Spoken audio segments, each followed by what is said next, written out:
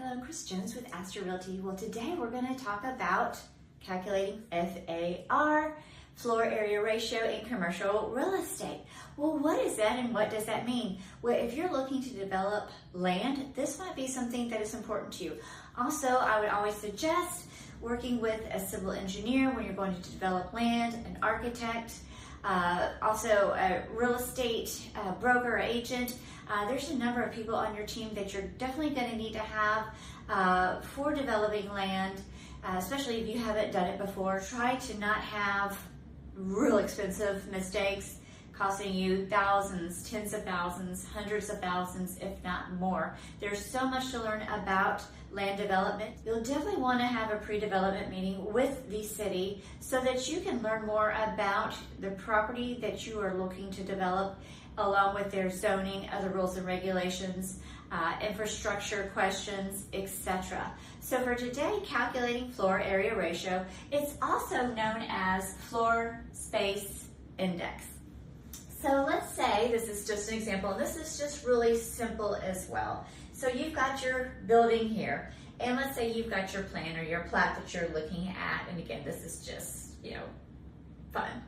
So you have your building here, and you have your property or your parcel. You're going to need to figure out is this.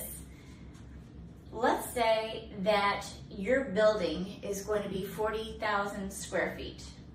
It's your building size. Square foot is always approximate.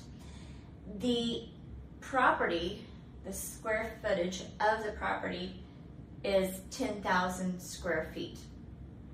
That's going to, so you're dividing 40,000 square feet for the building divided by the parcel, which is 10,000 square feet. That's going to give you a FAR of 4.0.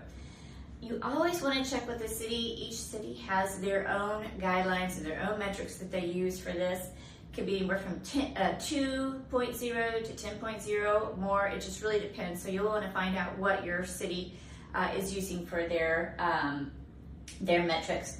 But for example, this 4.0 FAR, this means that you 4 times the land's footprint can be built. So you had to work it in, but of course this is not to scale. This is just for fun. But this is a real critical metric, zoning metric that is used to dictate the maximum area allowable for building of a structure. It helps with overdevelopment, and it really helps to lend to efficient urban density. Now, sometimes this number will exclude things like basements, parking garages, elevator shafts, and so forth. But this is definitely something that you'll want to know when you are working with your civil engineer or the city, and you're trying to figure out how much of the property can I use to build my structure on. Hope you enjoyed it. Please give us a like. If you're interested in developing land, please give me a call. I'd love to walk alongside you and help you with this process. Please look out for also our other videos on other commercial real estate topics.